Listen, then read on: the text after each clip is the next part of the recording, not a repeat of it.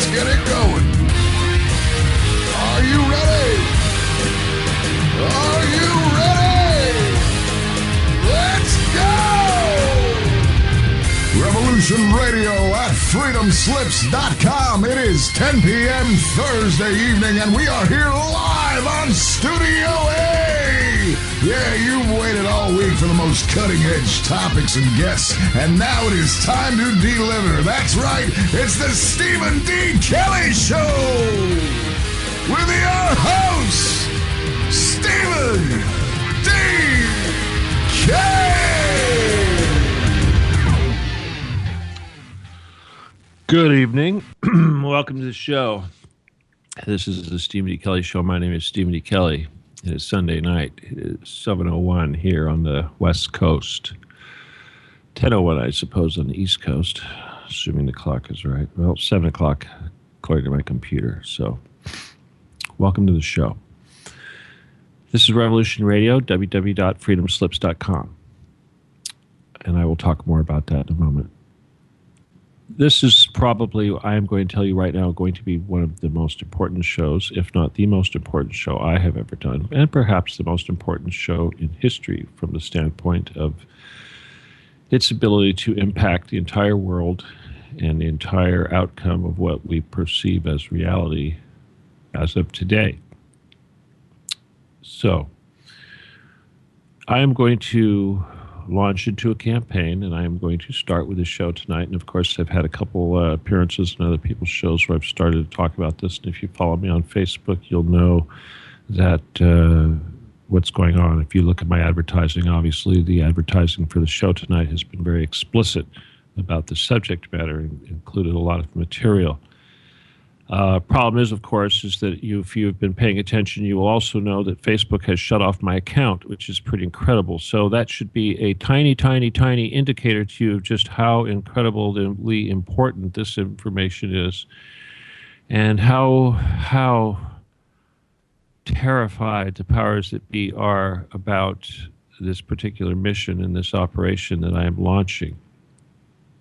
So, anyway, if you know me, you'll know that my life is dedicated to this, and you'll know that this particular subject matter is very close to my heart, and it's something that I've been talking about, and it was the key basis to my coming out public here, whatever it was, in 2002, or I believe it was, 2002, November or something, 2002. And the point is that this is destiny. This was meant to happen. And I've talked about this a lot of Revolution Radio, and I know a lot of people don't really talk about it or pay any attention, and it's yada, yada, yada, and it's fun and drama, and it's like, ooh, wow.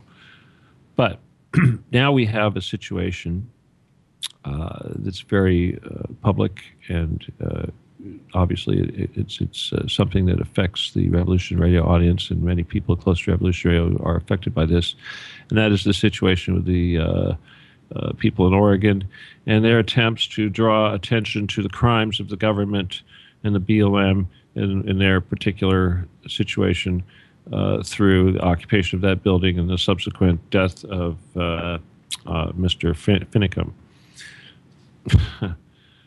Well, I'm going to expect denial of service tonight, so watch out for that. If we lose, right now I'm just waiting for the computer to go off. So it's funny, my computer's already starting to act up. We're still on the air, right, Keith? We're all good right now. Okay, so far so good. Oh, gee, okay, all right. It hasn't happened yet. It happened the other night when I was on the air, Terry's show, I think it was. As soon as I started going off on this one, this heavy into the subject matter, they cut us off for a significant amount of time. But anyway, hopefully that's not going to happen tonight, but I will repeat myself as many times as it takes. Okay, that's what's important. And if I don't get the message out tonight, I will probably, this is what is going to be happening on my shows for a long time until this happens, okay? Because my program is dedicated to basically saving the world, saving my country and saving the world. And if you've not been paying attention, if you let me clue you in. We are at war. Okay, we are at war. Our government has declared war against us. They have not done it they have not gone on the air on CNN and said we are declaring war against the American public. But trust me, they have done this. So a lot of people understand this. A lot of people are very angry and confused, and a lot of and very sad, whatever, disillusioned. And a lot of this is emotions. And the first thing I have to tell everybody, of course, is to control these emotions. And the next thing I want them to all do is to channel this anger into something constructive. Now, getting your guns and trying to shoot up the closest federal building, whatever it is that you're talking about, it's like shooting yourself in the foot. These are your own assets. Everything that you look around and see is yours, including the homes of the enemy, if you will. So I can't sit by and wait for the next Bundy, self-appointed whatever, to go out there and decide what worthless piece of real estate is going to be the place to make the stand against the crimes of our government. It just happens to be out in the middle of nowhere where they can use these weapons and keep everybody away from it. It's kind of stupid from strategic PR, everything else. Anyway, I've got a better idea. That's what this is really all about. What I'm trying to do is reach out tonight to all of the so-called patriots, all of the good Americans, all of you. I want a big tent. I want people to work together. I don't want people to judge each other, but I want everyone to be sincere in their desire to solve the problem once and for all. Now, one of the most important aspects of having to pull this off is ego. Of course, we're all programmed to think that we got it figured out and that nobody can tell us what to do and everything else. And yeah, fine, okay, great. You don't need somebody telling you what to do. I get it.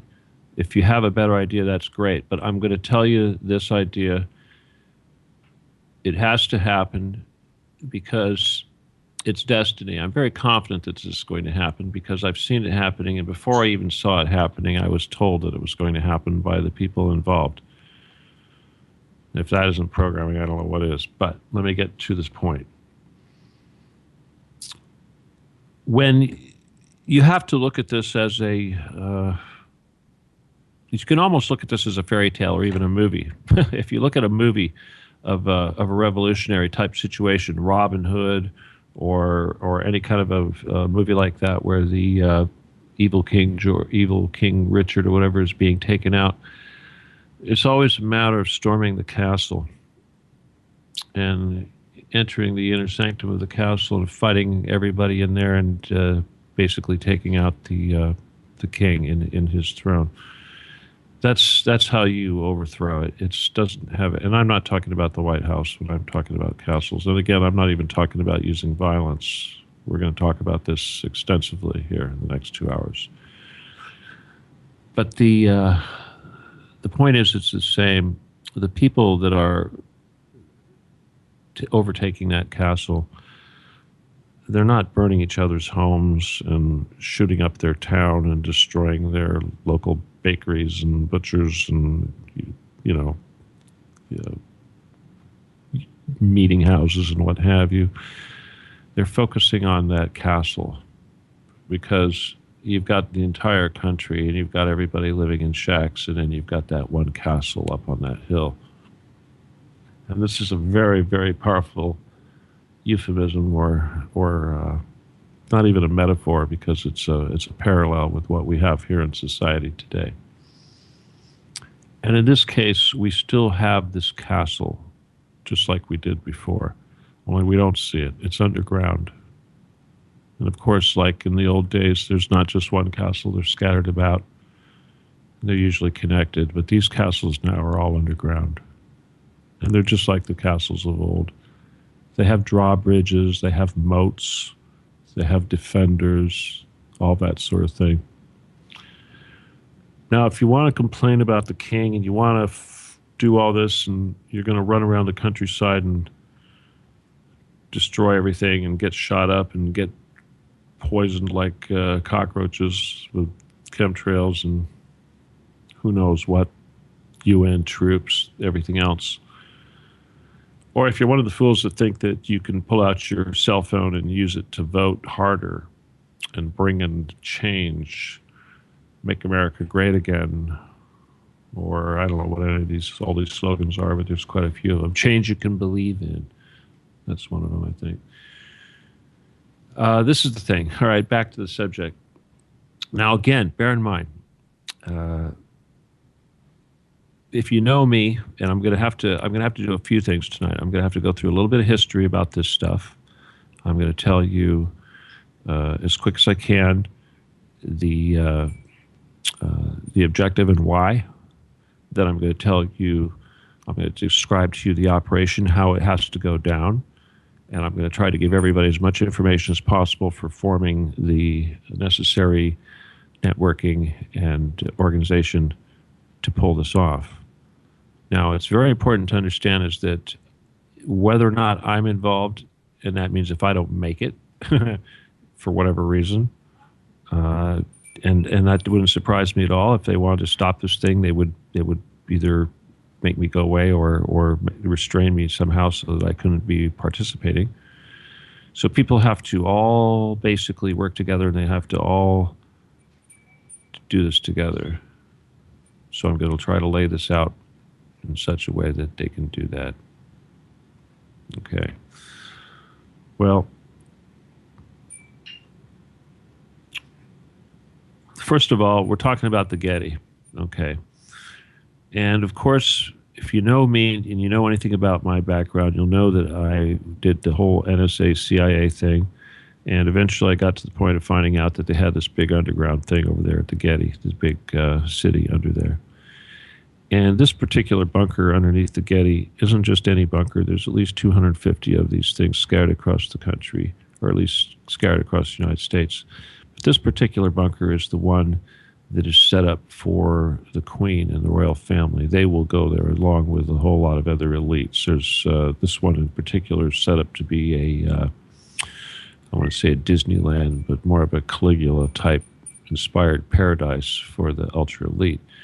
And the Queen, of course, being the Queen of the ultra-elite, will be taking up residence there also. So naturally, all the artwork is certainly something that they want to have when they do that. But as I've said in my book, and I've said publicly for quite some time now, this is the weak link in the entire system.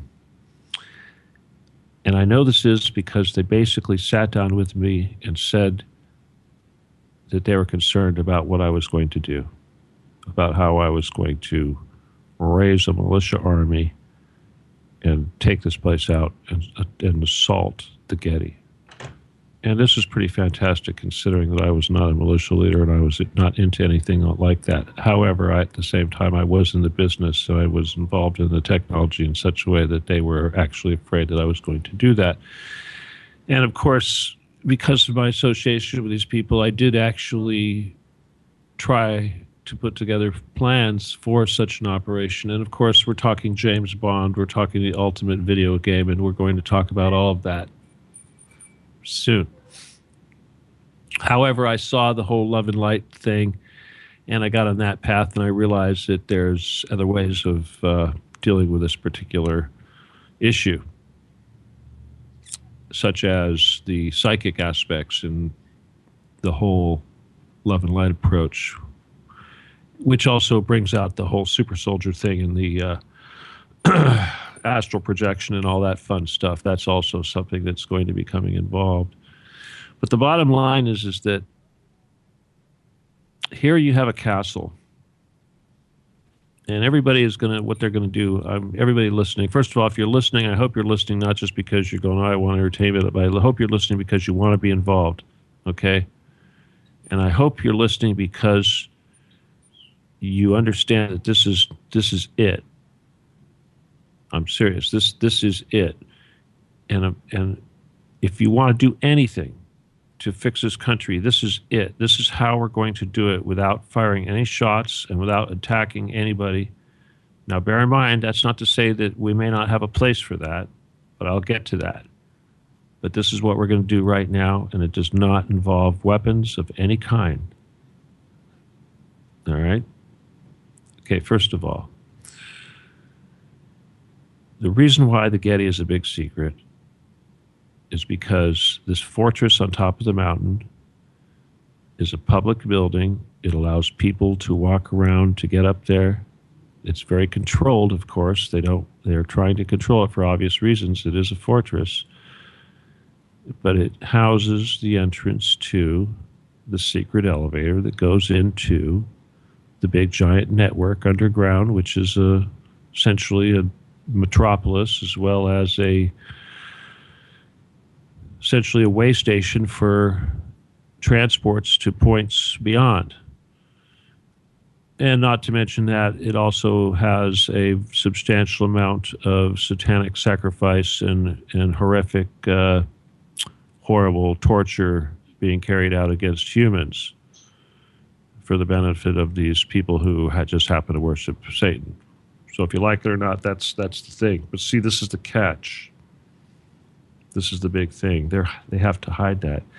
Now, when it comes to underground bunkers, if you want to complain about the one underneath the White House or something like this, or the one underneath the one of the Denver airport, whatever, you can't go say, oh, yes, we need to have access to this. They could say continuity of government. They cannot say continuity of government because this is a private facility. So we need to rip the mask off of this.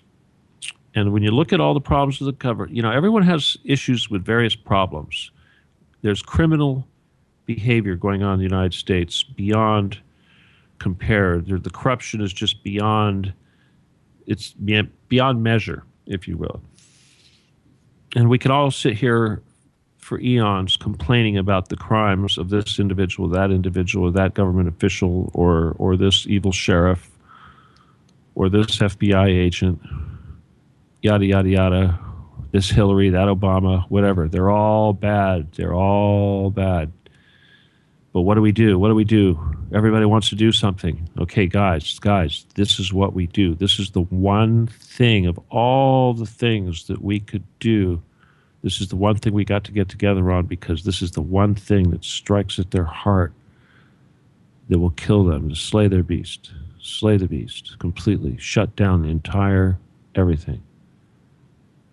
And not only will it shut everything down, but it will yield huge treasure and a huge technology benefit. It will be like massive revelations. All these people that talk about disclosure, you want disclosure, I will give you disclosure beyond your wildest dreams.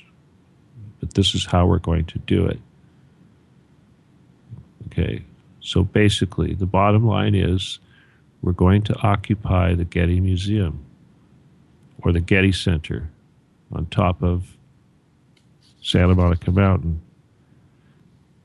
And I heard someone say, oh, I'm not sure. I don't understand why that's important. Da, da, da, da. Okay, right now you don't need to understand. What you need to understand is that this is going to be a death blow. This is not MacArthur Park. This is not Times Square. This is not some silly whatever. This is really it. Let me try to put it this way.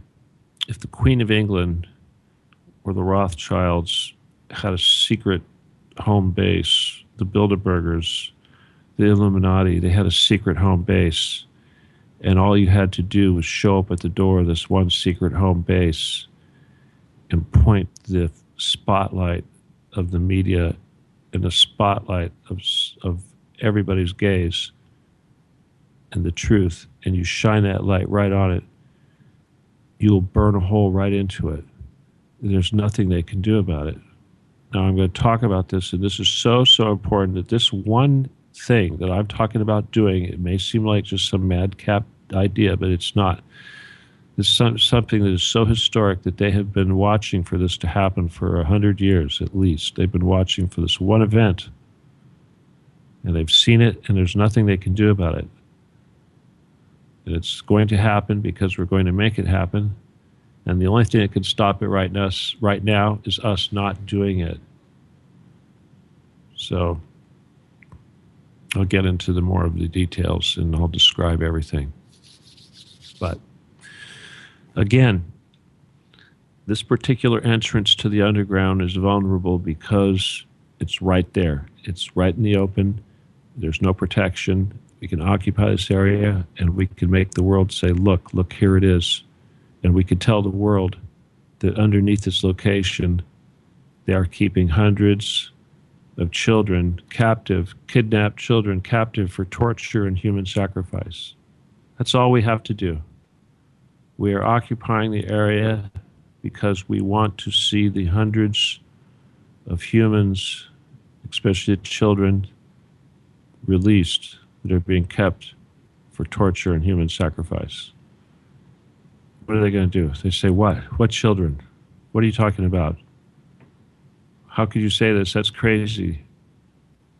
Who told you there's children being tortured there? What are you talking about? They have to go down there and they have to show us. They have to open the door. Prove there's no children. Open the door. Show us. Show us it's a lie. Now, you see, the thing is the Getty is so afraid of this that they will do anything to keep it quiet. And just as an example, obviously this thing with me getting shut down at Facebook, that is the biggest thing that they've been able to do so far. But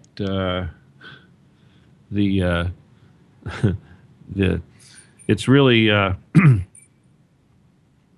it's really not that big of a deal.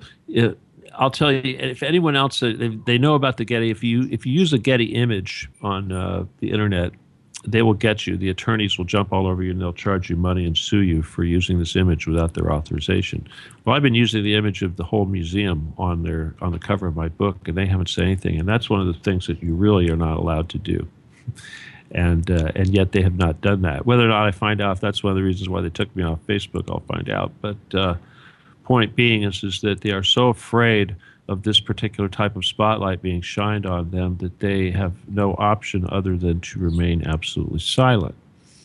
So all this screaming and talking that I've been doing about saying that there's an underground base and that they're committing human sacrifice has it's spread a little bit, but it hasn't spread to the point to where they would react. Now, from what I understand, the only thing that will cause them to react is a really large mob of people. Okay.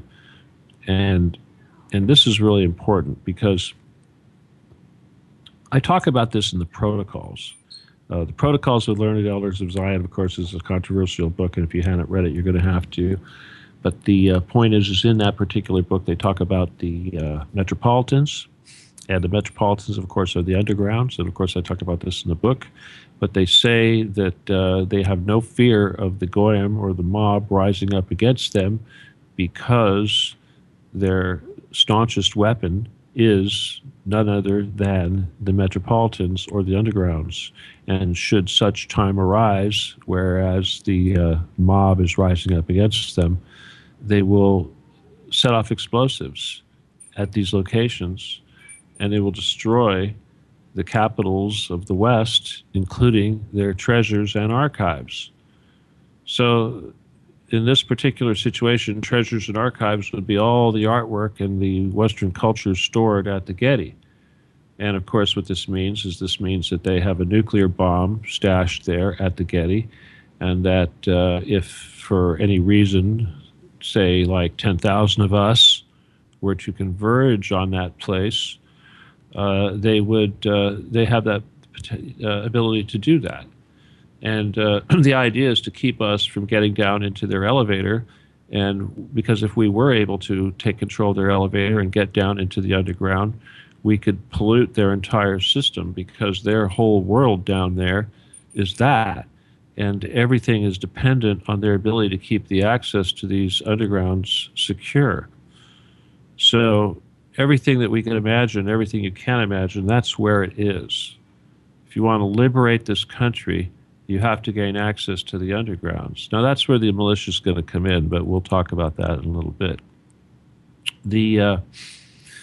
Again, I've had sit-downs with these guys from the Getty, high-ranking people, and they basically expected me to show up there with a small army of commandos with armor head to toe. And of course, back in those days, I was selling armor bulletproof raincoats. So they expected that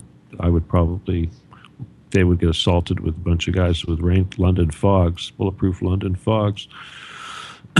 and naturally, I realized, of course, even if I did have superior firepower that would allow me to get past the initial defenses all the way into the security zone and down to the elevator, et cetera, that the amount of technology and secret weapons that they would throw at me would be mind-boggling. And of course, this is when I came to the conclusion that the only way to really deal with these guys was going to be by the use of psychics. Now, if you've read my book, you'll know that if you do go down the elevator, there's at least 200 Nazi psychics at one of the first locations you reach. And of course, they're there for the exact purpose I'm talking about right now. But that's one of the only ways that you can penetrate this. Of course, as I was getting into the whole love and light thing, I thought, well, what I need to do is maybe get hundreds of psychics to just go up there and we'll all kick back and give them a bunch of love and light. And I'm thinking that might be exactly the thing that we need to do. Now, not so much of a love and light sit-in, although there is some major benefit to doing that. We'll discuss that, the metaphysical aspects of this whole thing shortly. But this is the thing. If we do that, if we could get enough people, 1,000 people, 10,000 people, something like that, to converge on this place, something like a flash mob, if you will, and think of it in terms of a flash mob, because really that's what we're talking about here. If we were able to all get to this location, and I'll describe all the logistics and everything necessary to make that happen, but basically if we were able to occupy just the area of the fire road going up and the general vicinity of the, I'll call it the patio area at the top of the tram, where everybody dumps out when they arrive at the top. This is the most important area. This is at below the entrance of the museum. There's a stairway that goes up towards the main museum and the main, where all the artwork is. And we don't even need to get there, because when you get off the tram, just to the right is the entrance to the security, and this is where you go to get to the underground. And this is where everybody goes that's involved, all the NSA guys, everybody else. This is when they get off the tram, this is where they go. They don't go up into the the museum. They go into this funny little area where it leads down into the fun stuff downstairs. So think of this as an ultimate commando operation. And I'm going to start out right now. I'm going to start describing the location a little bit. And then I'm going to describe how this operation is going to have to work. And then I'm going to talk about how people are going to have to organize to get this done. All right, so let's first talk about the place itself.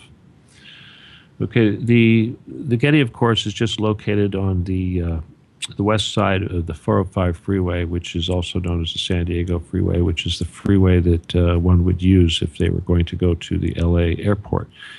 And it also obviously connects to the 5 down south and goes to San Diego and runs into the valley if you're heading north. But as it goes over the Santa Monica Mountain right there into the valley, before it reaches a peak, you pass by the Getty, and of course you can't miss the Getty up there on top of the hill off to the side.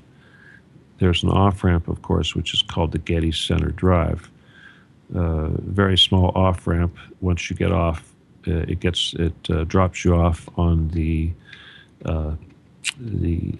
eastern side of the freeway. And there's a small street there on the eastern side of the freeway, which you have to take backtrack a little bit towards LA. And then it goes under the hill of the freeway, which not under the hill, but actually goes underneath the 405 freeway up to the gates of the Getty. Now, if you'll the gate of the Getty, of course, is a substantial structure, concrete, whatever it is, stonework, with two pathways for an in and out drive. I believe it's one car, it could be two cars. But there are big steel gates that are opened and closed, of course, and these aren't closing and opening all the time, but they're opened up. They're certainly locked, closed when the facility is shut down. So one of the biggest keys to this entire operation is going to be, of course, when people are converging. Obviously, this is not a big secret. Unlike, when they were talking to these Bundy guys, like, gee, why did you go do this thing without talking to us on Revolution Radio first? And they go, oh, well, because we wanted the element of surprise. Well, you know what? We're not going to have the element of surprise. And you know what? We never did have the element of surprise because these guys have crystal balls and they've seen this thing coming for 100 years. Let me fill you in. What they haven't seen coming is they haven't seen exactly how we're going to do it. They know we're going to do it, but we're going to do it in a way that's a little bit different than what they're expecting. This is what's important to making this work. Anyway, so the entire Getty Center, of course, is surrounded by, it's up on a hill. It's way on top of a hill. It's a big fort, way on top of a hill. At the bottom of the hill, there's the entrance, of course, and the entrance leads into a big concrete underground parking garage. Now, of course, if you bypass the big concrete parking lot, there's a little fire road. Fire road, of course, is just a little two-way street that goes, it's very small, little two-way street that goes straight up the hill to the very top. But otherwise, that's the only road to get up there, and that is not for human consumption. That's just for a fire road. So when you get out of the big parking lot, of course, you have to go to the elevator, and the elevator takes you up to where the tram picks up the passengers. And of course, where that is, they have their first layer of security where they check people for, they scan them, I guess, slightly. Not that much of a big deal. And then they feed you on the tram, and the tram takes you up the hill in a nice southerly direction. And you'll notice it also runs, the little fire road will run up alongside where the tram goes. And if you look on the satellite images, or the images that I supply on Facebook, of course, which you probably can't see anymore, but you'll have to get them yourself. You'll have to Google Getty Center and find them yourself. You'll see that that's a nice little trip up to the top of the hill via either the fire road. They'll let you walk the fire road if you don't want to take the tram. Not that many people do. Some people walk down it, but most people take the tram up. Anyway, when the tram dumps you out, the doors actually open up to the right side of the tram. They load it from the left side, and they dump you out on the right side. There's a big patio area, if you will, and everything is covered with a travertine. And we'll talk about the travertine, if you will, travertine, T-R-A-V, something like travertine. I apologize to all the people who I misspelled that to, but anyway. That is the area that we want to occupy. Behind that tram, where you get out, where all of that patio area is the entrance to the security section. Okay. And, of course, it has big concrete walls covered with this thick fossilized marble material, thick layers of fossilized marble. Now I'm just going to mention here real quick, I know I've said this on the air many times, but hopefully you guys if you haven't heard this before, you're listening, but the entire building, pretty much, most of the surfaces are covered with very, very thick layers of this travertine marble imported from Italy, huge amounts of it. And the travertine, of course, has being a fossilized marble, it's extremely hard. And so it has ceramic qualities that are very similar to the type of stuff they use in the ceramics they use in armor to defeat the armor-piercing bullets and what have you. Now, if you consider that a piece of ceramic that goes into a typical level 4 vest is something like an inch thick or less, if you will. These walls, my gosh, they're probably more like 6 inches thick all over the place, no less than 6 inches. So every inch of this place is covered with it. Now, the building is set up to defend assault. It really is. And it's not to defend the artwork. The artwork, of course, provides cover for an excuse to defend the building, mainly. That's what it is. And the artwork also provides a fitting excuse or an alibi for the purchase and acquisition of massive amounts of artwork from the Western world and the ancient antiquity, and the storage of this. I'll say one thing here real quick. I'm going to throw this in a little bit of a tangent, but there's a lot of people out there, they're always talking about the Vatican. They talk about Vatican this and Vatican that, and what's under the Vatican. Well, there's really not much under the Vatican, because anything that was worthwhile that was under the Vatican is no longer there. It's over at the Getty Museum. This is what we're talking about right now. Okay, so anyway, let me just go on a quick review real quick. The object here of what we're talking about is to get 1,000, 10,000, 100,000 people, whatever, a mob of people flooded into this Getty. I want to have so many people that this area that I've described, this little road, as well as this whole patio, is completely covered with people. I don't want anybody going above the stairs. I don't want anybody going into the museum. I don't want anybody getting into the artwork. We are not there to vandalize, destroy, pillage, or whatever. That's a distraction. We don't need to.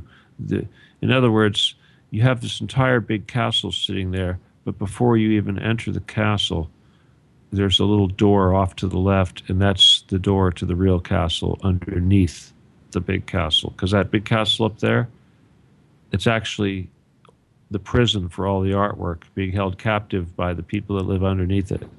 And that's the stuff that they're going to blow up if we attack. Now let's say, let's go back to this operation here. Obviously, this has to happen, and obviously there must be some fear of this happening, because this is why my Facebook has been shut down, and I'm not surprised. And I don't see this as a problem to pull this off. What I need are people to get involved and have faith and start doing this right away without asking a lot of questions and thinking about what we're trying to do. But I'll tell you one thing here real quick that you should all keep in mind, is that anybody that pulls something like this off, that goes onto this Getty property, that does a peaceful sit-in at this Getty property, there will be absolutely no prosecution, because the Getty has a history of not prosecuting anybody that does anything like this. And I'll tell you, people that I know, in fact, whoever it is I know that knows this person, they may call it and verify this. But I remember when I was doing my tour, that my guys told me that someone actually crashed up that road, that fire road, in a car and smashed into that staircase and said something about Jesus sending them and Satan and everything else and all kinds of stuff, kind of like what we're talking about here. And they didn't do anything. The person wasn't prosecuted, wasn't charged. So point is that they are so worried about publicity that they won't do it. Again, though, they do have an army here. Don't get me wrong. Underneath in this security area, they do have an armory. They have an arsenal. They have many, many machine guns. And they have many personnel working there who are trained, who are veterans, who are former NSA employees, current NSA employees, CIA employees, et cetera, et cetera, et cetera. The security, the nighttime security, from what I understand, is actually CIA. If you were trying to assault this building at night and do a midnight assault of something of this nature, trying to climb the hill and take over like that, their perimeter will be defended by CIA personnel. The dogs that they have defending the perimeter that they, of course, keep away during the day, but the ones that are roaming the perimeter at nighttime are trained in Yugoslavian. Okay, so if you would like to be able to control those dogs, you need to understand Yugoslavian and be able to issue commands in Yugoslavian, unless they've changed it. I don't think so. That's how you deal with the dogs. But, so forget about this commando assault. Let's focus on the peaceful one. Now, bear in mind, they already think that I'm a militia leader. They've always thought I was a militia leader. And they've always seen in their little crystal ball that somehow I would be involved in leading a militia onto this location. Now, I talk about the first wave, well, don't be in the first wave, whatever. Well, okay, I'm ready to be in the first wave right now. I don't care. But what needs to happen is a peaceful demonstration. And, to be quite honest with you, even if it only happened for a day and they came back and repeated this process, if you can get the media up there and you can draw public attention to it, and the best case scenario is that they actually have to relinquish and allow people to actually go down there and look. Ultimately, the ultimate prize is that we can force them to allow us and the whole world to see these elevators and to go down there and see what's below on those elevators. And at the very least, this is the can of worms. This is the top of the can of worms. We want to pull the top off the can of worms. This will stop everything. All this election charade that's going on with these silly candidates and the worried about this candidate being better than that candidate, forget about it. The stuff that's going on in Oregon, forget about it. Everything that's going on, forget about it. This is it. This is what will really happen. We need, especially in the truth industry, we need to control the dialogue. And it's time to stop wasting time. And it's time to take control of the dialogue. And it's time to forcibly occupy this location so that we can point the dialogue at this. And we can say, what is this? Open up this. Let us into this. Show us this. Explain this. Prove that we're wrong. And let the whole world see that. And that's the thing, is that the burden is on them. The burden is on them to prove that any of this is wrong. And this is just like Occupy, where everybody blew it because everybody's got grievances and they all want to articulate every single one of their little grievances as if all these grievances had to be addressed. But the key here is that we all have motives and we all have agendas, that's fine. But the key here is the objective. And the objective will only be achieved if we have a cohesive, coherent attack. And in this case, of course, our words, our sound bites, our passion has to be cohesive. And how you even feel about it is really irrelevant, because what's important is that the masses will have to respond and the media will have to respond. It's an emotional power button. They would do it. It's using their power against them. And if you want to drive a stake through their heart, this is how we do it. Now, what are the alternatives? People think, let's say we do this. First of all, out of all the people listening, whoever's close, I mean, I don't care what you have to do. We'll make a plan. We'll make this happen. And of course, I need you to spread the word. I want there to be a hashtag Occupy the Getty. That's Getty. Occupy the Getty. We have to spread that. Of course, because I'm not on Facebook, I need every one of you to get rabid about this stuff. Rabid about it. And I need everybody to be fearless. All right. I hope I've given you some example of what that's like. But anyway, very, very, very important. Now, again, back to, let me just, we've still got plenty of time, but I'm going to give you some scenarios here real quick. People talk about parking. People talk about details. Again, this is a freeway with an off-ramp that leads to a little road that basically leads to an entrance that leads to a big parking structure that leads to a tram, all right, which leads to treasure on top of the hill. So this is how the operation is going to go down. With high precision, one of the first things that's going to happen is somebody is going to have a vehicle that they are willing to do this to, and they are going to drive that in there, and they are going to make sure they're going to stop that vehicle in the passageway so that that gate cannot close. That's the first thing that has to happen. Once that vehicle is under the gate, we want bodies flowing through it.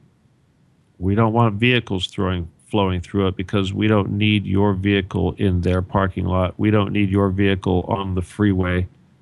We don't need your vehicle parked wherever.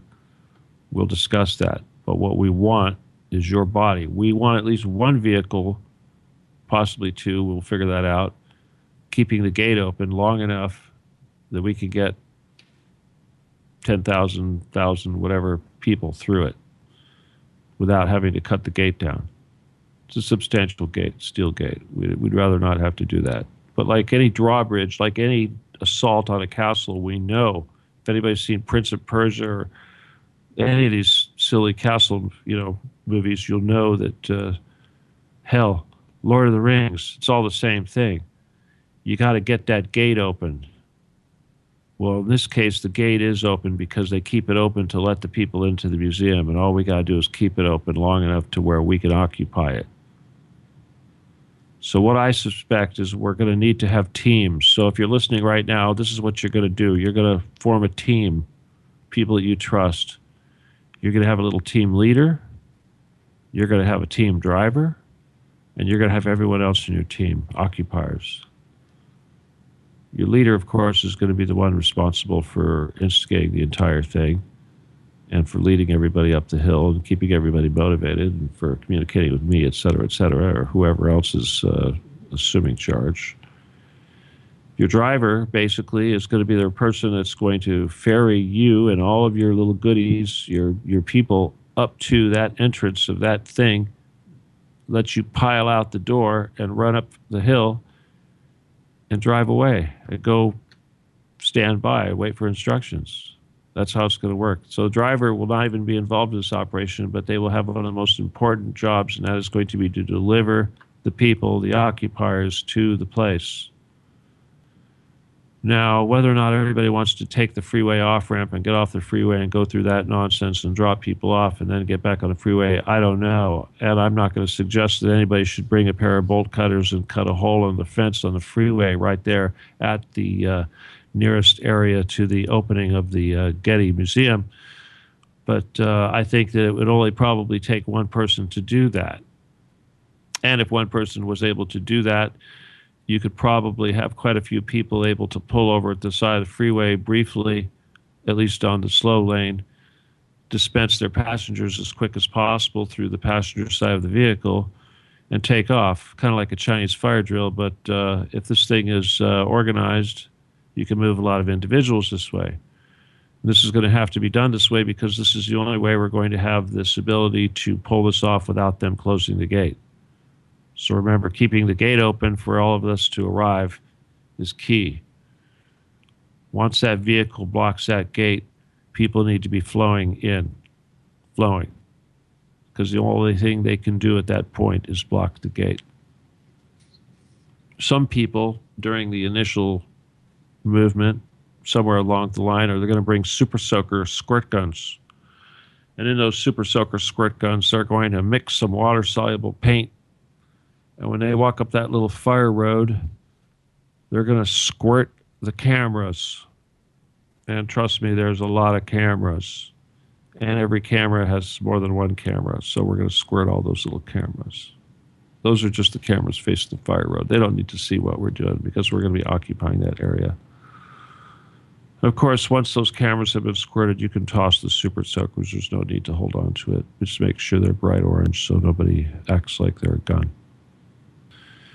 And again, like I said, We're going to get up there. We're going to occupy all that area.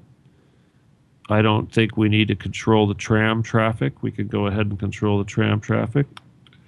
And I don't even think we're going to try to occupy the security area, but we are going to certainly take up a lot of space.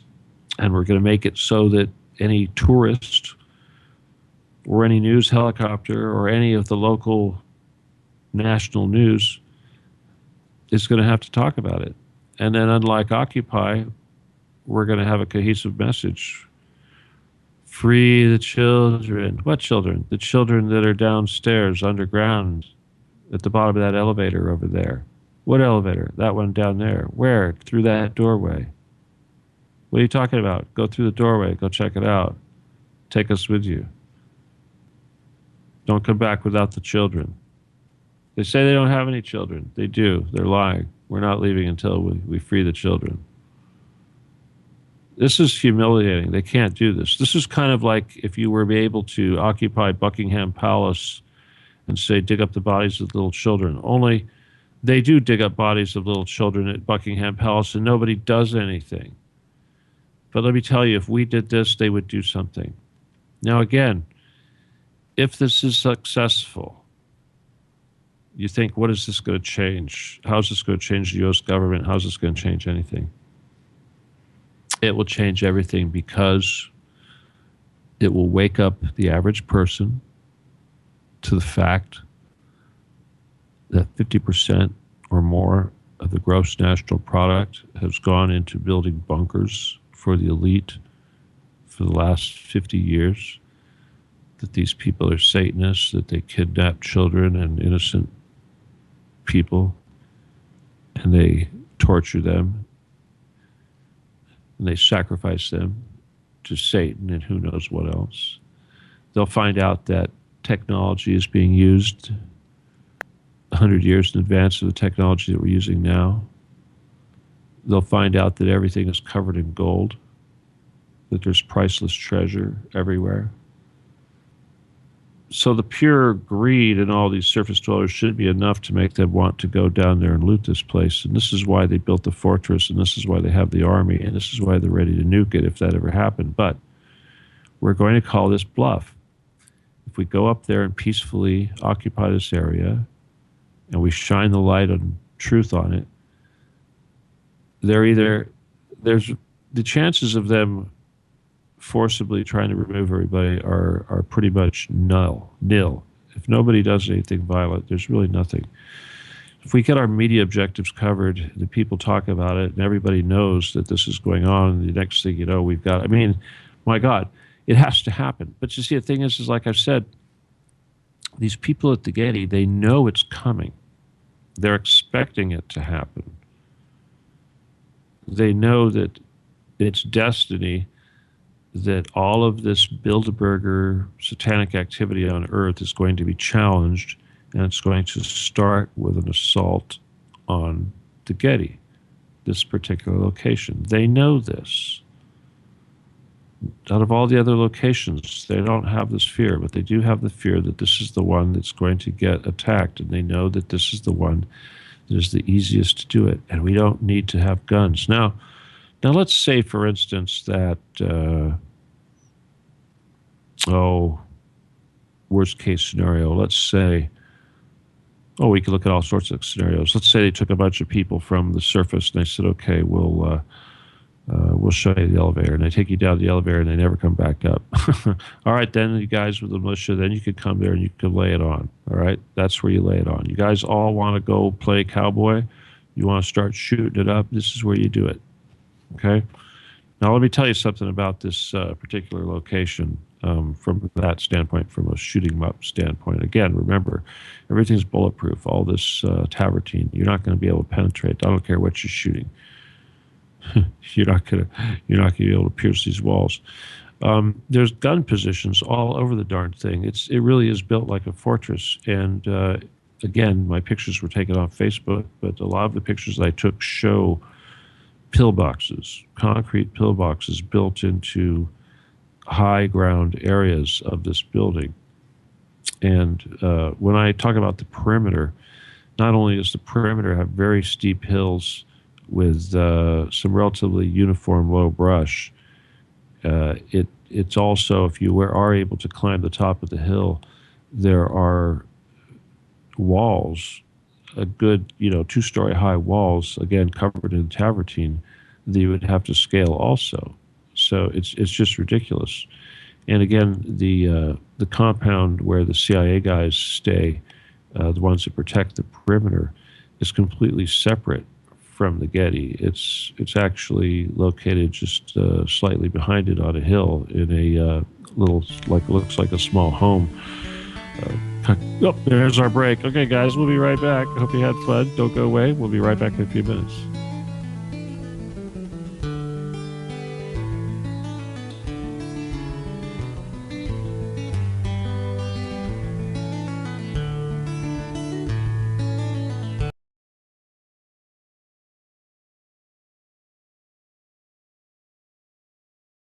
And now we return you to your host.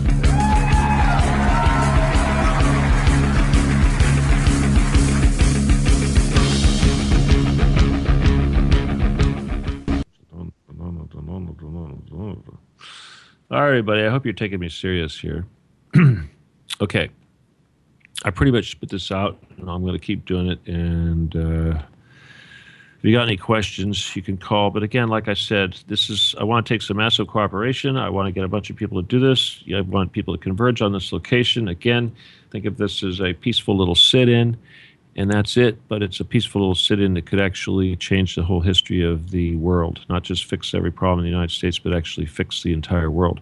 Worst case scenario is that they let off a nuke and kill us all. But either way, we're going to force them to do it. So in other words, they've been threatening that if we ever rise up and do this, that they will push the button and start the end. And I think that it's a bluff. I think that this is the way we do it. And anything else that we do is a waste of time and a waste of blood. So before anybody, especially all you patriots, go out and rise up and try to get into a shooting war with your own fellow Americans, don't do it. Let's do this instead. All right. We have a call-in number. It's 928-202-4608. And I know there's a bunch of people listening. And my God, a lot of you people that were listening on Facebook, well, people who followed me on Facebook that thought that I woke up this morning and saw I wasn't around, thought I blocked you. You have my permission to call and say hello at this point. And let's talk about it, because we really do need to network. Okay, if we ever need to network, this is it. Okay, so this means that one of the things I want you to do, of course, I'm expecting to get my Facebook back, but there's a possibility I won't. Okay, I mean it's always surprised me that I was allowed to do what I was allowed to do, and what I'm doing right now is nothing less than the biggest thing I've ever done before, and possibly the most destructive thing I could ever do to the Illuminati and the Bilderbergers and the New World Order. So if you're really serious about fighting the New World Order, and it's not just because of some greedy, they took this or they took that, and it's not fair. If you're really, really serious about being a light worker, wanting to change the future of the world and fix everything, right the great wrongs. This is how we're going to do it. This really is. This is the big confrontation that they fear the most. So like I said, though, is unlike a militia, whatever, I don't have the wherewithal. I really do need people to spontaneously rise up and organize. And I do need people to get involved. So let me give out my email. First of all, they haven't taken that away from me. So far, so good. And that is law17gun at AOL.com. That's law17gun at AOL.com. Oh, what's this, Keith? Keith, did you want to say something? Or was that somebody else? Oh, Rodrigo, you're supposed to call in, not just type questions. Jeez. What can people who cannot attend being outside the U.S. do to assist in peaceful protest? Okay, Rodrigo. All right. Obviously, some people are not going to travel a great distance to come here, and even if you did, You would still have to formulate a team so that you could have a driver and such, like I mentioned earlier. But this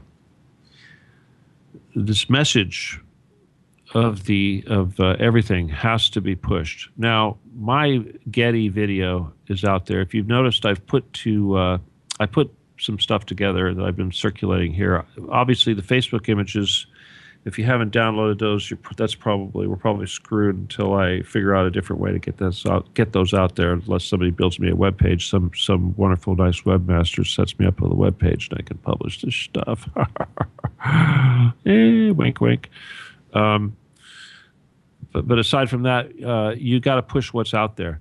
Like, for instance, this show tonight, you have to be listening to the show. You have to be promoting the show. You have to be promoting the next show. You have to be listening to the next show. You have to be telling your friends about it. And you have to be disseminating the information. You have to be getting involved.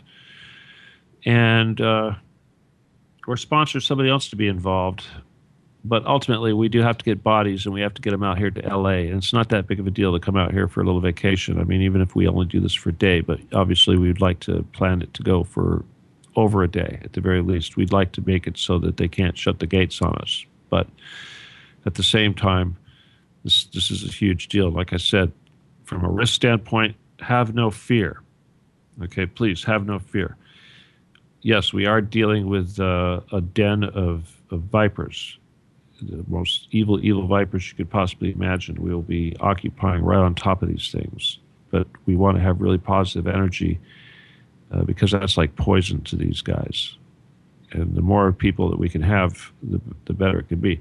Now, more substantially, though, as far as being what you can do if you're not local, certainly your presence on Facebook and social media, and I don't care what you use, the most effectively use it, can be very effective. You have to talk about this stuff. You have to share everything. You have to engage other people in it, and drum up support, and again, shine that spotlight. And one thing that we really would like to do, and you guys can all help us do that, is to make this effort cool. We need to make this. We need to get the young people. We need to get everybody involved. I want to get as many of the militia types. Here in the urban areas, it's not quite the same.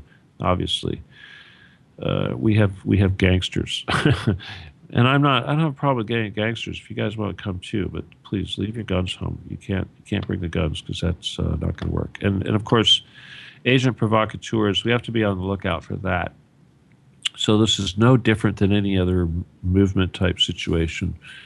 As far as anonymous is concerned, people that you're in the anonymous and what have you, obviously you know your skills better than I do, and you know what you can do, and I don't have to tell you what you can do, but that's what you need to do, and you need to focus on this general area. If you can help us in obviously in promoting, this is important, but also at the same time, any kind of attacks, we need to thwart any sort of attacks.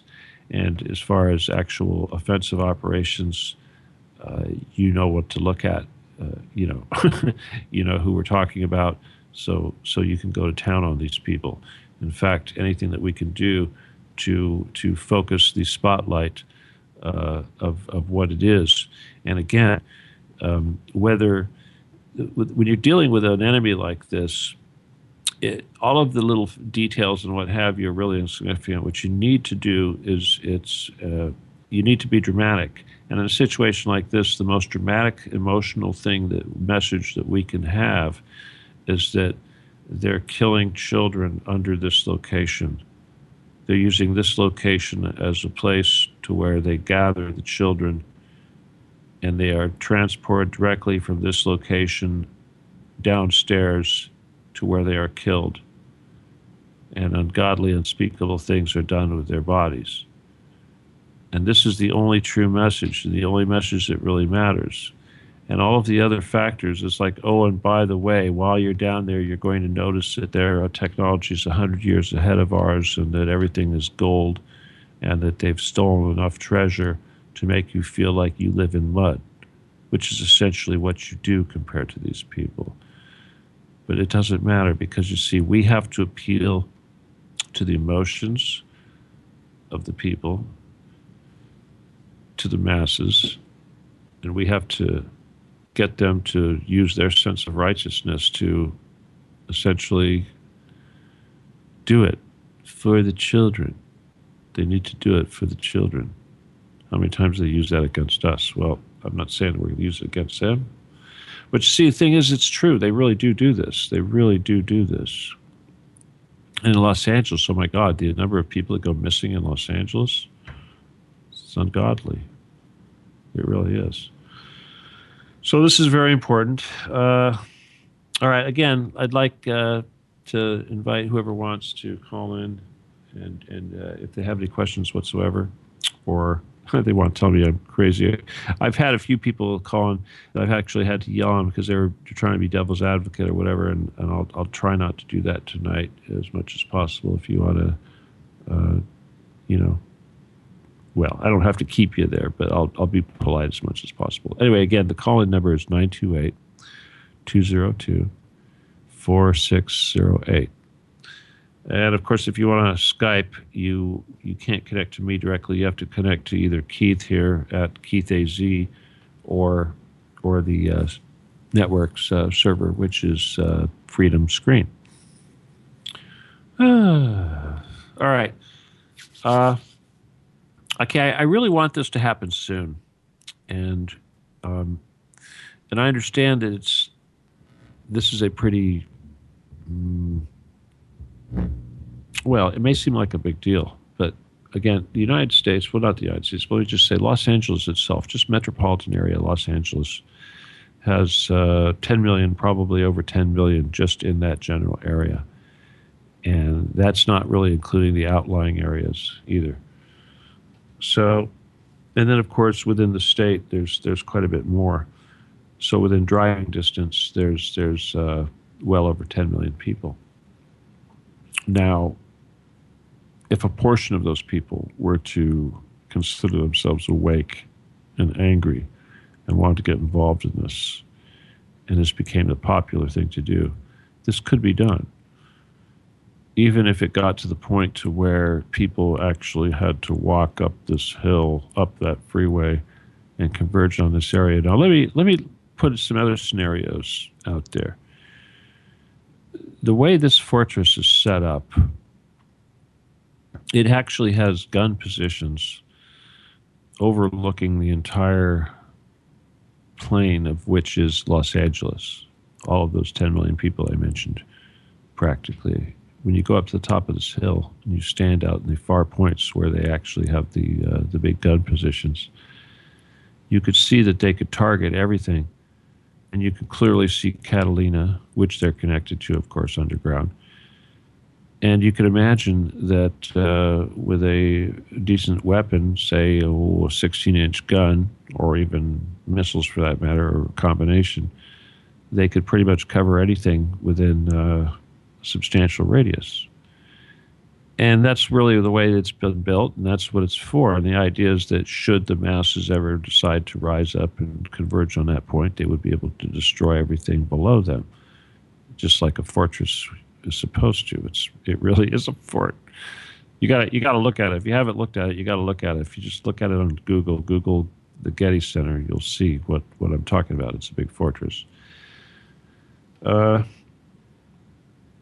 other thing, of course, is that being that this is the ultimate bunker, and being that this actually does lead you to the entire underground system, which essentially is a not just a refuge, but a getaway from the area if you felt that you had to go in some other direction.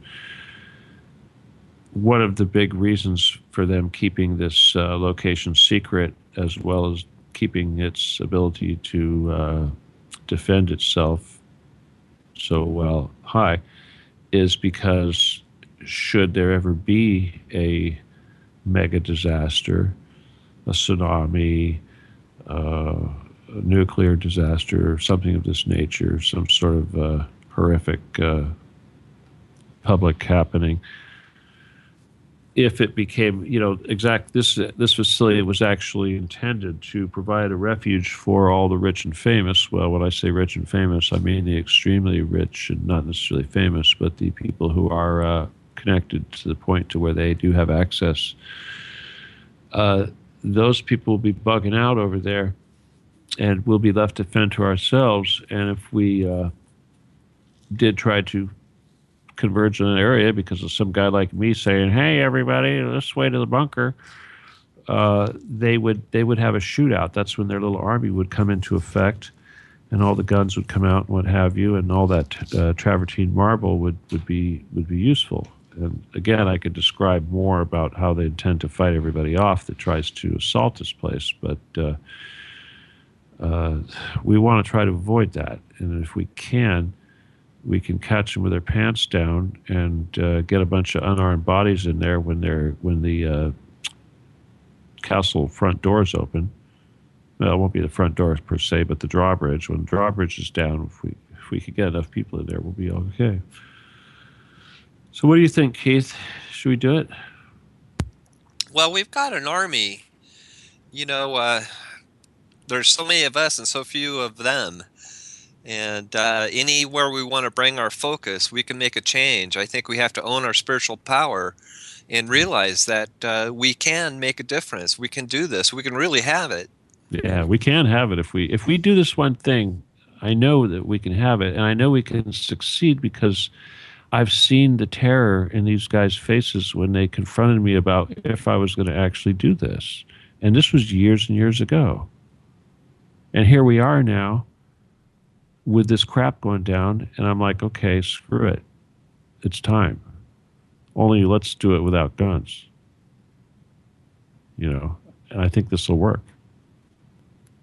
I think if we go there without guns, and people go, oh, okay, let's say this. Okay, first of all, I don't know about you guys, but I'm ready to die for this. Okay, my head is on the chopping block right now. If you haven't figured that out, it is. And all these people who, I'd like to think there's nobody, but if there was anybody out there that thought I was some sort of a plant or whatever, fake, right? A shill, whatever the hell I would be. It's ridiculous because the things that I'm talking about are things that no one else is talking about, and they're things that are like practically, you would think, suicidal. If you're living in that fear perspective, it's like suicidal. This is like taking on the most extreme, powerful monster you can think of right at its front door to its secret lair. It's like we're not even supposed to know that door is even there. And to go right to that door and say, let us in your damn secret lair. We're going to tell the whole world about it. And that's and they're afraid. They're afraid that we're going to do this.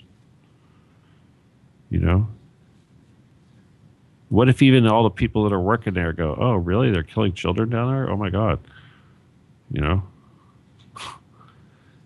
You never know what can happen. Somebody wants to join? Let me see. Oh, gosh. Noreen just said something. I can't tell if she's trying to talk to me or no. Oh, Noreen said she'd like to go to the Getty. She'd like to be involved. Everybody would like to be involved. All right, Noreen, call into the show and tell us you'd like to be involved. Okay?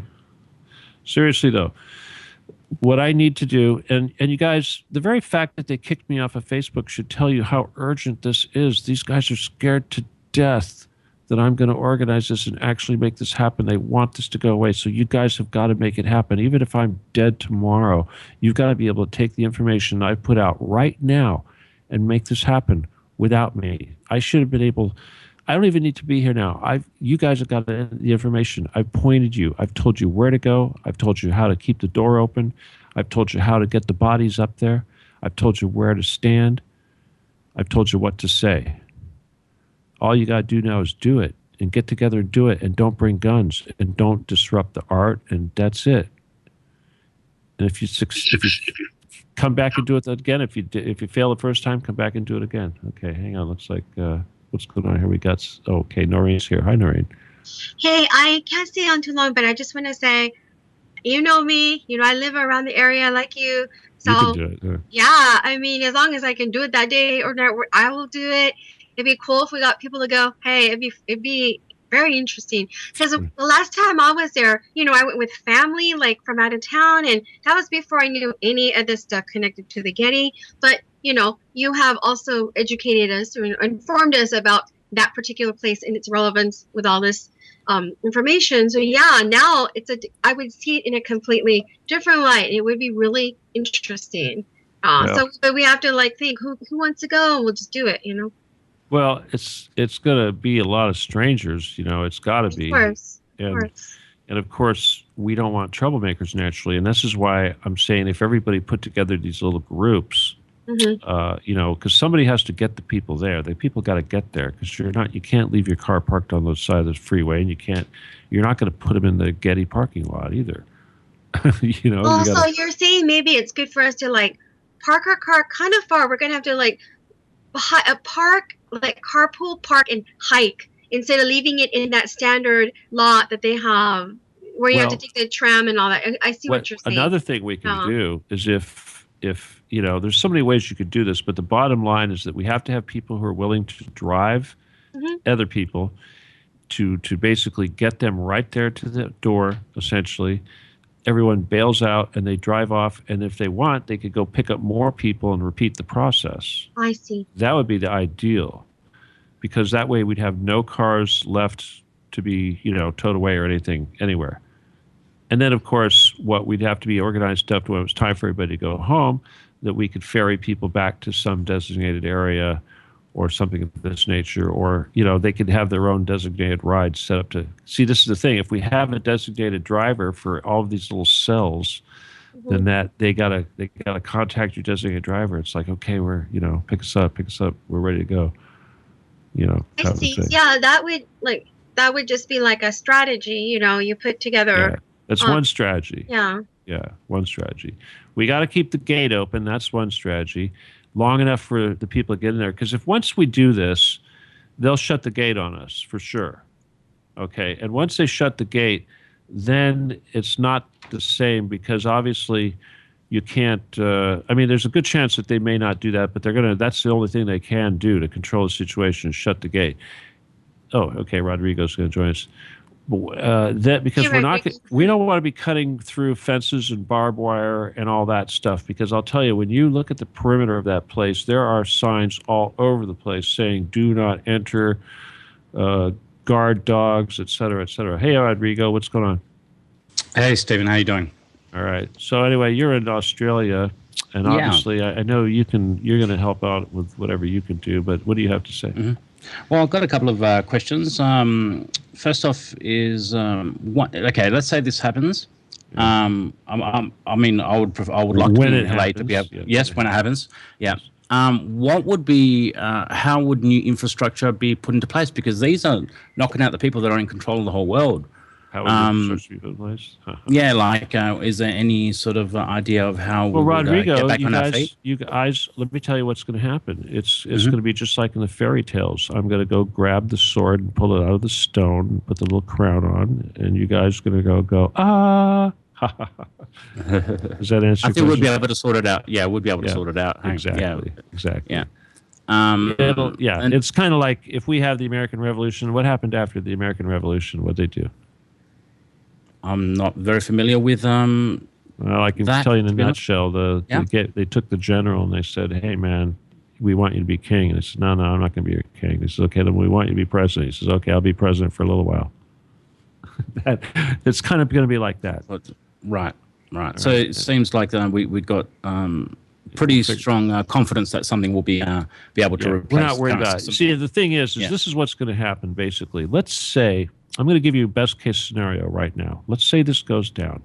Let's say these guys completely give up without firing a shot because we've filled them with so much love that they just lay down and hand it over. Okay, that's best case scenario. Mm-hmm. All of the gold in the world will be released to the surface. And we're talking about 98% of all the world. So in other words, 9,800% of whatever wealth there is in the world today will be increased by that much, by 9,800% across the board to everybody. All right, straight right away. Next, world hunger would be gone. Essentially, it would be gone. Free energy would become universal almost instantaneously, as well as communication, almost instantaneously. So as far as the disruption in people's ability to shovel money back and forth and what have you, first of all, all these so-called industries and what have you, the buggy whip manufacturers, if you will, they'll be put out of business. We're not worried about that. Yes, the petroleum industry will go away. The pharmaceutical industry will go away. All of that will get overhauled. The federal government, everything will get overhauled. There's going to be let me just say the good news with respect to all those people. We will not hang you. Okay? We're not going to hang you. All you guys with blood, all you dirty guys with blood on your hands for, fleecing the people, don't worry, we're not going to hang you.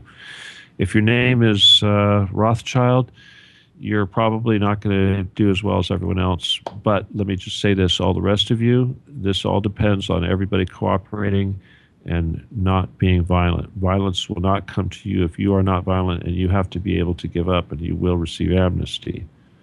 But don't worry about it, because whatever wealth and material goods you feel like you're going to lose in this process, everything will be made up. Okay. Now, the thing that really keeps this thing underground working, and the reason why it's so successful, it's very similar. It's like the Masons and what have you. You first have to convince these people that they're better than everybody else. Okay, so in other words, before you ever get down into this stuff and you get to be one of them and you actually take residence down there, you've long become used to the concept that everyone on the surface is completely expendable, and they're really not worth much more than animals that you don't even care about, basically. So that's the real reason why we're doing this. At least that's the reason why I'm doing this, because I like animals, and I've decided to, take the side of all the people that live on the surface and try to prevent them from suffering. Now, I got to tell you, years and years ago, I decided to take my strategy and go away from trying to attack the Ageti and bringing the war directly to them, to a strategy of serving the people and teaching the people and healing the people, and basically taking care of their needs as opposed to fighting against their oppressor. Well, the only reason I'm doing this now is because we've got guys like the Bundys and what have you going out and taking it upon themselves to stir everyone up and force us into a martial law situation and a civil war with the government. As much as I respect their intentions for the most part, I can't sit here and allow them to do that without at least making an effort to actually cause something that will actually affect the change that needs to be affected without all sorts of necessary bloodshed and destruction. And this is what it's really all about. And I know people don't believe this crap, and they got to get past the whole ego nonsense, but the bottom line is that I am talking about people who have the technology. It's either psychic or alien or whatever the hell it is that allows them to see into the future enough to know that this is exactly what they have to be afraid of. They've seen it coming, but they're expecting a military conquest. They're not expecting a peaceful conquest. They are expecting a peaceful conquest now because they're listening to us right now. They've seen this stuff on Facebook. They know what's coming. They're totally aware. But the thing is that we're talking about a location that's open to the public. That drawbridge leading up to that road that leads up to that entrance to the underground, it's going to be open. And I'll tell you, even if they did close the drawbridge, what if we just blockaded the freeway right there? Well, then if you blockade the freeway, obviously, then the CHP and people are going to start arresting people. But that's the thing, though. If you converge on this place by foot, and remember, it's private property, they're not going to be able to use arbitrary laws to take you away, because even if there are substantial trespassing laws and what have you, you're dealing with a multi-billion-dollar foundation that is scared shitless of having to prosecute anybody for anything. Could you imagine all these people going to court and saying in court, why were you there? Because I'm trying to get the children free. Yeah, I want the children freed. Yeah, so I think rocking up and peacefully, something that they're not expecting. Okay, yeah. That's, I mean, probably now they are because they're probably listening. Obviously. But rocking up, and I was thinking of the potential outcomes. I mean, if they drew their weapons, media will be there, like, instantly on peaceful people. with the peaceful protest and they drew the weapons against whoever's there, media will be all over it, and then anything that happens after, it'll be broadcasted everywhere. Yep. So it'll definitely get the attention of the media and people around the world through the media. I'm just thinking worst case scenario, like you said, a nuke, but then obviously, again, back to the rest of the world knowing. Exactly. Yeah, it seems one like way or the other, we've started it. We've started to change. See, yeah. This will light the fire. This is lighting the fuse that nobody wants to light. And one way or the other, we're moving into we're going to transition into the future. One way or the other, it's either going to be nuclear, it's going to be awful, they're going to do it horrible, or they're going to roll over and we're just going to take it over. And they're going to be like bugs, and they're going to scatter, and we're going to walk in there like superheroes with the power of light, and they're just going to scatter. That's what I think is going to happen. I really do think that's what's going to happen. I think that all the bluster and all these threats and this, what do we care? We have bombs. We'll blow everything up. Well, you know what? Even though they've been planning on doing that for over 100 years, I think when it comes time to push that button, I think if we're all sitting up there singing Kumbaya, they're not going to do it. This is like Gandhi. This is Gandhi. Yes, this is what he did, right? That's right. And everyone being involved in instead of just one person. Can you imagine everyone? Could you imagine if we got 10 million people in L.A.? Hell, that's just in L.A. That's on one side. There's the valley on the other side. If we got everybody to converge on that hill and walk up that hill, that's the one thing they're afraid of the most. They really do expect that. That's why they built it there. That's why they have those gates there. That's why they made it so you got to take a tram to get to the top. That's why it's covered in bulletproof material. That's why they've got gun emplacements all over the place. That's why they have an army housed there. Hell, the damn elevator door has a nuclear blast door to get onto the elevator. You know, I mean, crazy stuff like that. Why would they have that, right? It's like, explain that. We're only there because we want to rescue the children, but while we're here to rescue the children, explain the nuclear blast door leading to the elevator that goes a mile down, that doesn't use wires, that uses advanced Tesla technology. And while we're here, explain this room with all these Nazi psychics, or this golden adorned spa here with all these slaves and what have you. And oh, what's this city and these tube trains going to all four corners of the earth? What's that all about? And let's go see that satanic temple at the very bottom and show us where you keep the bodies and the children waiting to be sacrificed. You know, personally, I don't think we'll be able to live feed from underground. Right? So, well, I'm beginning to think 15 years worth of study in this sort of in the occultist has sort of come down to the final level, I suppose. This is it. This is it. Yeah. This is it. This is what they fear. Seems like it is. It is. This is it. This is destiny, because they basically came to me and said that this is what was going to happen, and they were trying to manage and control it. And you know, but they were talking about. I'll tell you, one of the biggest things that these guys were afraid of was the London fog raincoats with the Kevlar down to the knees. They were, you know, and I'll tell you something, okay? Anybody that has seen the movie The Matrix, the first one, where there's the big shootout where he packs all these guns and he goes through the metal detector and then he starts this big shootout, and there's those pillars that are covered with marble or something like this, and as they're shooting, you see this marble chipping away as they're having this big shootout, right? That scene right there is modeled after the entrance to the security center of the Getty. Trust me. In other words, if you were going to go and try to penetrate the security center, that's where that would happen, basically. That's why that's when you see that movie, that's what you got to think of, because there's a little walkway leading down into the entrance of the security area, and obviously we're not going to occupy that unless we get that far.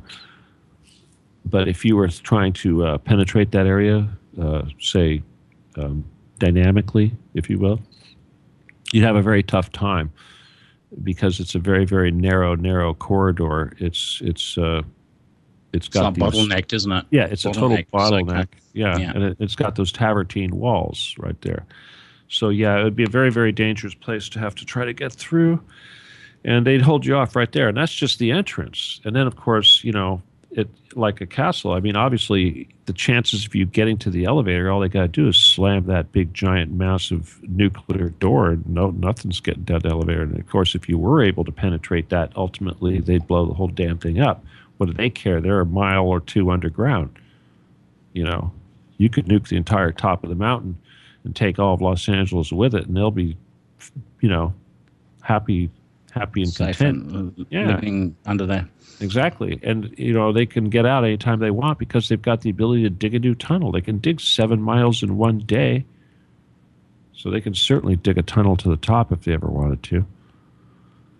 But so it's not very hard to I was thinking of trapping them down there once it gets to that point. But if you say that they have the capability of getting back up. You see, I also thought that if we really wanted to root them out, that in fact, Keith, you're the one I think that was talking about this, that the world would just have Mother Earth would have an earthquake and crack and allow the ocean to flow in there and flood it all. That's what you were saying, huh, Keith? I don't remember if I said that. It's an interesting idea. Now, don't they have connecting tubes? Yes, they do have tubes. You don't remember any of that? So they'd be able to get out of there. Well, of course they can get out of there, but you see, this is the thing. From the Getty itself, they have at least one tube that goes to Edwards. We know that because Prince Andrew used it. Prince Andrew, yep. Getty, yeah. There's another tube that goes out to Catalina Island, which of course is 26 miles off the coast.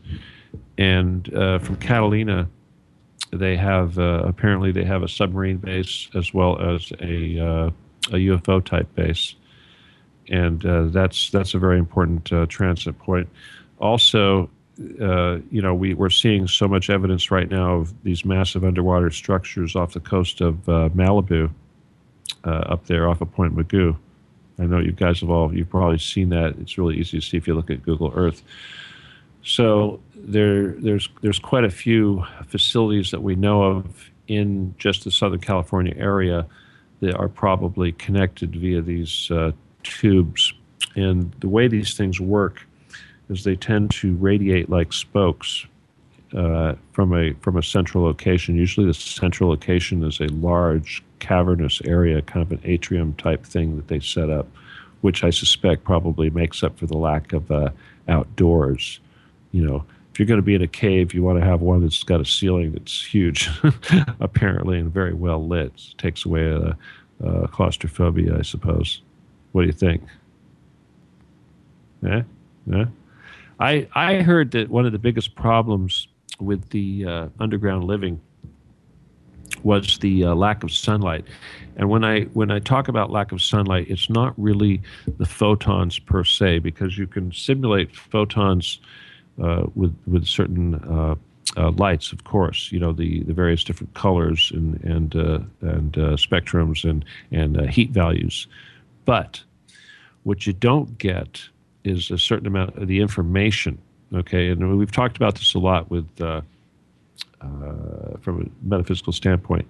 But in fact, we talked about this the other night, I think, Rodrigo. But the scalar information that comes from source also comes to us from the sun and any other big ball of mass like this, because that's the nature of mass. It transmits this source information, and they're probably getting it electronically somehow, because they're certainly, if they're in a big cave underground, they're not getting it directly from the sun. It's not really penetrating the ground per se. And I've heard that you could have like a copper plate in the sunshine and then have a wire hooked up to that copper plate running down into, say, a basement that will connect to another copper plate. And the energy coming off of that copper plate in the basement will actually be sufficient to grow a plant even in the darkness. So there's something there's some sort of information that's affecting the DNA that's being supplied that isn't even visible electronically through, or electromagnetically coming from the sun. Anyway, something to consider. So yeah, that was an issue with that. And I'll tell you, because I was in the electro-optics industry, obviously I was exposed to a lot of these things. And I remember in some of the engineering magazines, I remember one in particular, there was, they're posing, the problem that they were trying to suggest was how to get raw sunlight into deep underground locations. And they're exploring all these different things from reflecting it to using fiber optics to light pipes and all these, all these things, because it's not the same as having it's like a window that's got a big screen TV sitting there and it's projecting pictures of fields of flowers. It's not quite the same thing. Like I said, you do need to have this scalar information coming from source to keep you going on down there. What do you think about that, Keith? Put you on the spot here. I was monitoring chat. What was the question? Was chat having anything to say it's important? Just out of curiosity? Yeah, people are posting links to underground tunnels and stuff like that. And cool. Actually, I was thinking about it. I do think there are potential for earthquakes and such.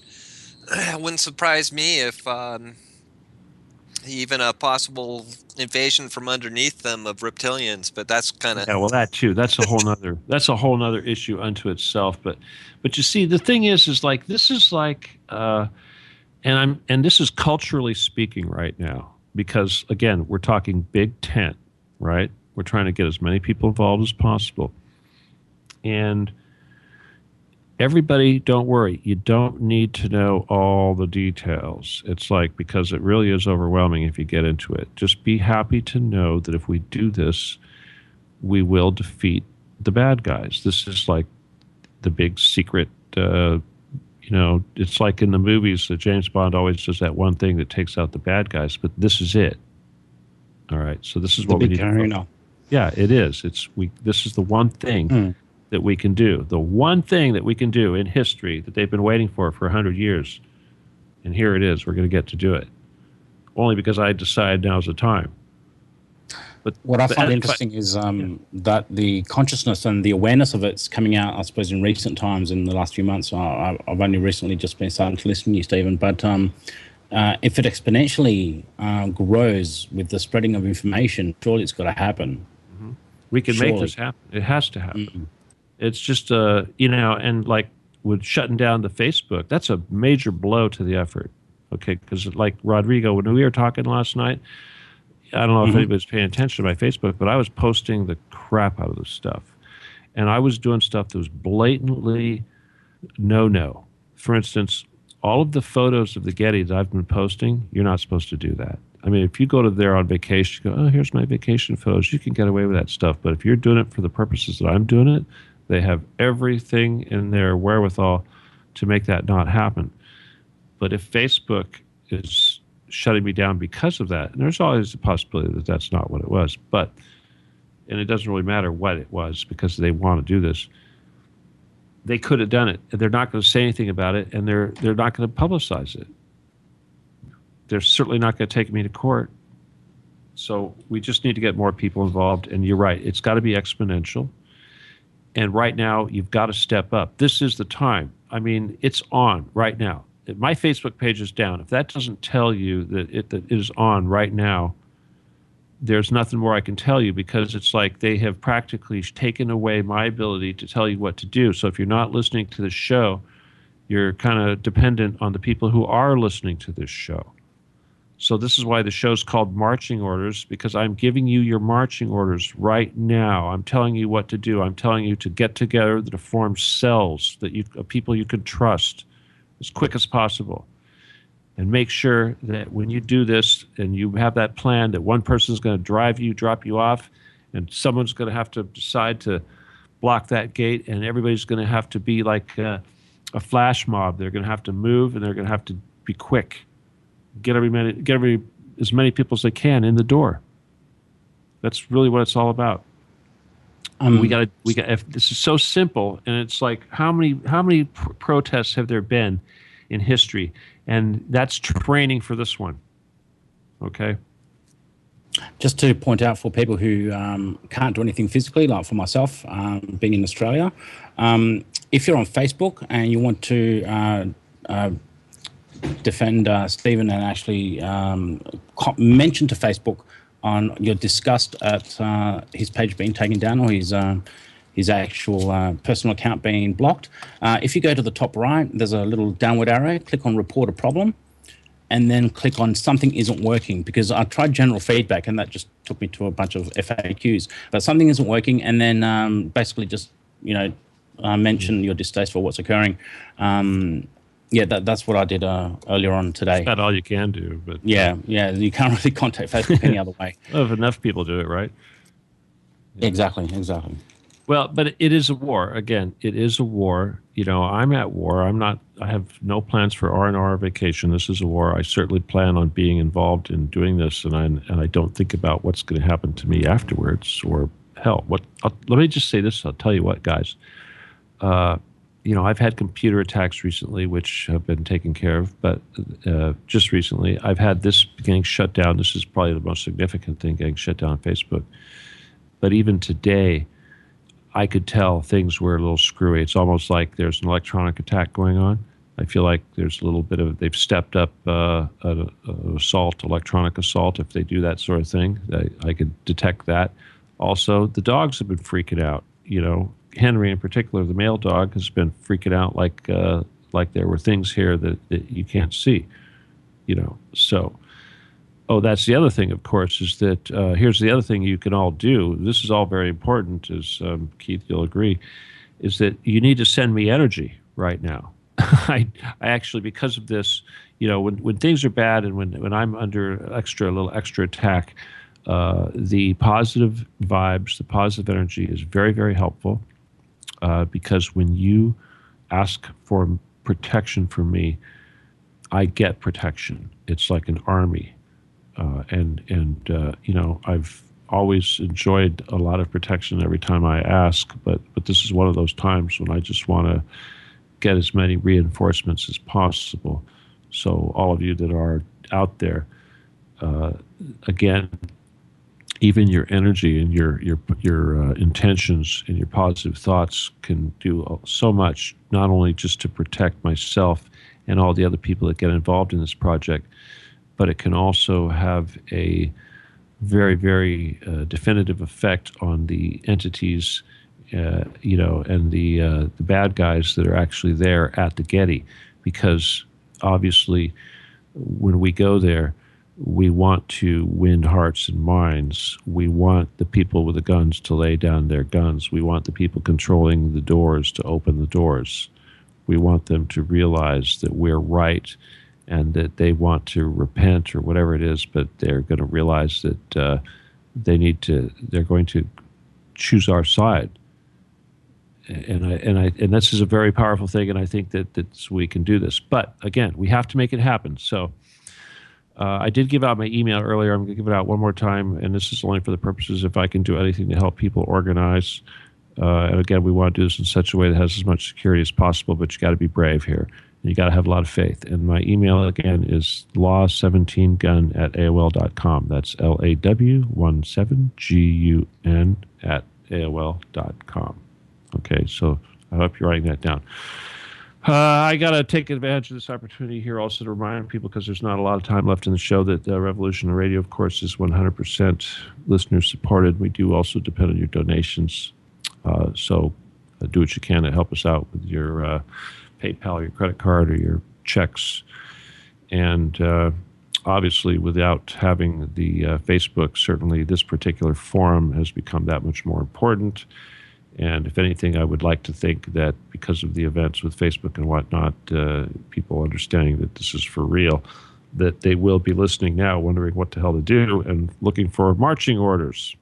So I'm not trying to be king here, guys. I'm just trying to tell you what they told me they don't want you to do. Okay? This is what they don't want you to do. This is what they don't want you to do, because they know it will kill them and it will cause their empire to collapse. So we can do this. We can stop all the negative timeline. We can stop it all. Because if we do this and we fail, it's all going to go to hell real quick. But if we don't fail, everything will change overnight. And it'll be like somebody turned on the light switch. It'll be so much better. It'll be so much better that you can't even comprehend how much better it'll be. And I just hope that people don't look upon this as some greedy exploit, because if you look at this as a pirate, if these are nothing but pirates showing up at the Getty and you wanted to loot this place, well then, yeah, this is the most awesome treasure on earth. But that's not what we're here for. This is not a stupid movie like these Nicolas Cage movies where they find the treasure of the Templars and it's these vast rooms full of gold. Yeah, even if it was vast rooms full of gold, it's not what this is all about. It's about saving the whole world. And it's about having the power to do it. And, prophets, people don't listen to prophets, right? Well, I'm telling you this right now, and hopefully we're going to get this thing recorded, and we're going to get out there in the public really soon. So this is another way you can help, is by sharing the hell out of this thing once it's out on YouTube. And again, trying to network. You've got to take it upon yourself, no matter where you are, to get your friends together and try to network. This is kind of like Anonymous or Occupy or any sort of movement. I don't really care where you are, but this is hashtag Occupy the Getty. So start pushing the hashtag, make it big.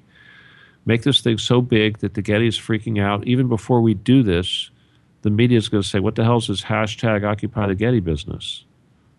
All right? How hard is that, everybody? So... anyway, we don't have any other questions from anybody. Does anybody in chat have any questions, Keith? You want to know how you can give me money? Huh? Well, one of them, somebody just asked, you've been down under the Getty, is that correct? You don't get down under the Getty. You only get, the closest you get to going down under the Getty is the elevator. That's it. You go down under the Getty. If you go down under the Getty, how many levels, the best you're going to do is you're going to get to the elevator. You're going to see the entrance to the huge, huge elevator with a big, giant blast door to the elevator. You don't go down the elevator. That's like going to Area 51 and going down the elevator. You don't go down the elevator. If you do go down the elevator, you don't come back. That's basically how that works. So in this mission, our objective is not to go down the elevator on the first day. Okay? We just want the world to know that there is an elevator there. That's what we want to do. And if they say there isn't an elevator, that we're all crazy, we want them to prove it. This is our objective. We're trying to pry the lid off the can of worms. We're trying to get the media to focus. We want the whole world to be looking at this thing. We're going to be poised at the can opener, ready to crack the top, and we want everybody to be looking at it when we do it. This is the only way we can pull this off. But as far as actually going down there, hell no, I haven't been down there. The only way that I've actually seen what's going down there is with remote viewers, which are pretty accurate. And quite a few people, I know a few psychics who have checked it out, but we know what's down there. And the point is that they know what's down there. And they are afraid, terrified that all of us will find out what's down there. Well, you've also had some of your contacts tell you this, right? Well, yeah.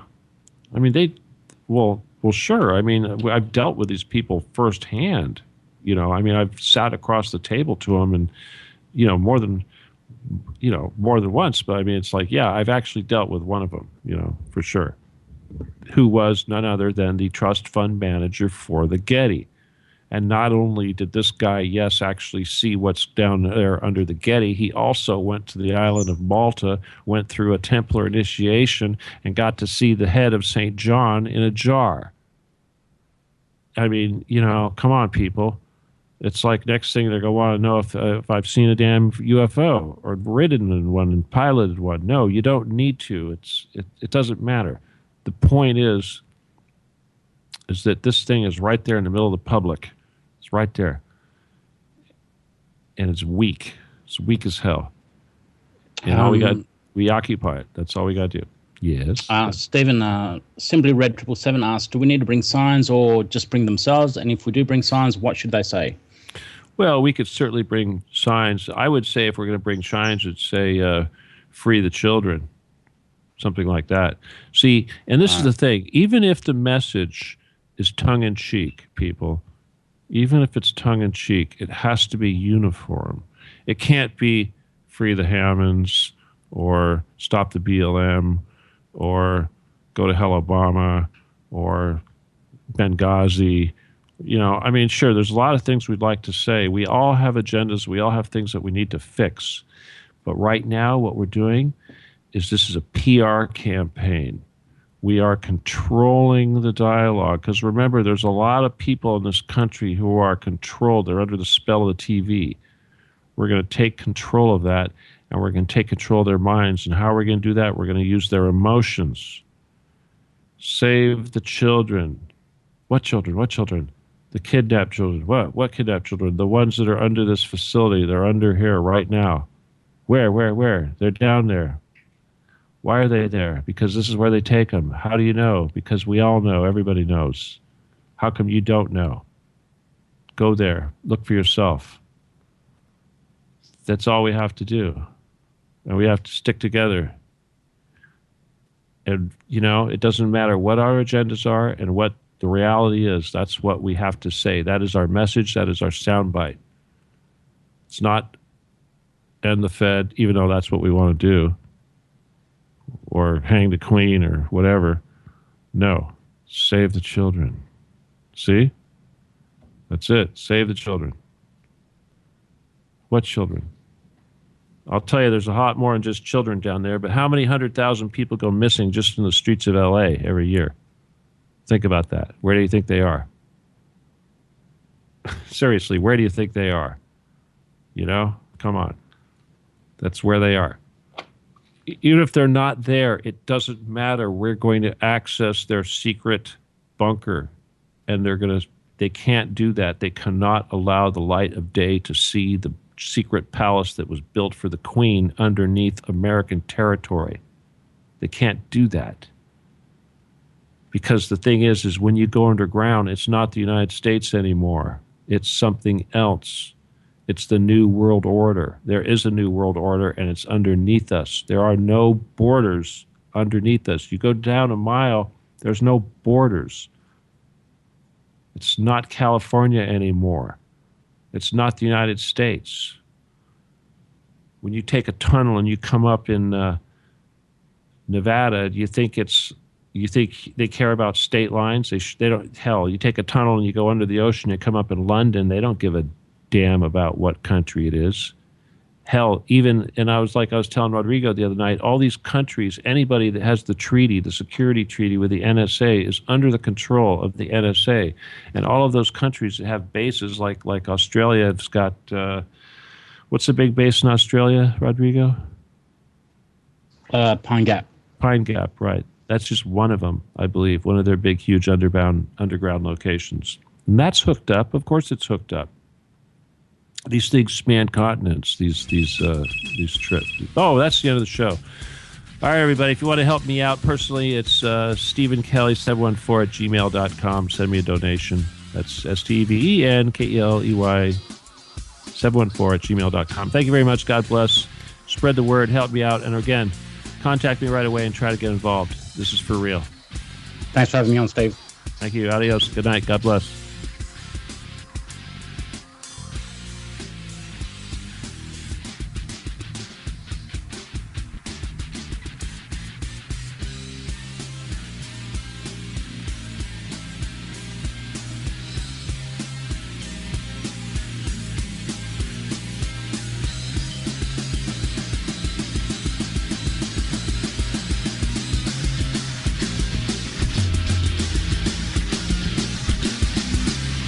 Listening to Revolution Radio.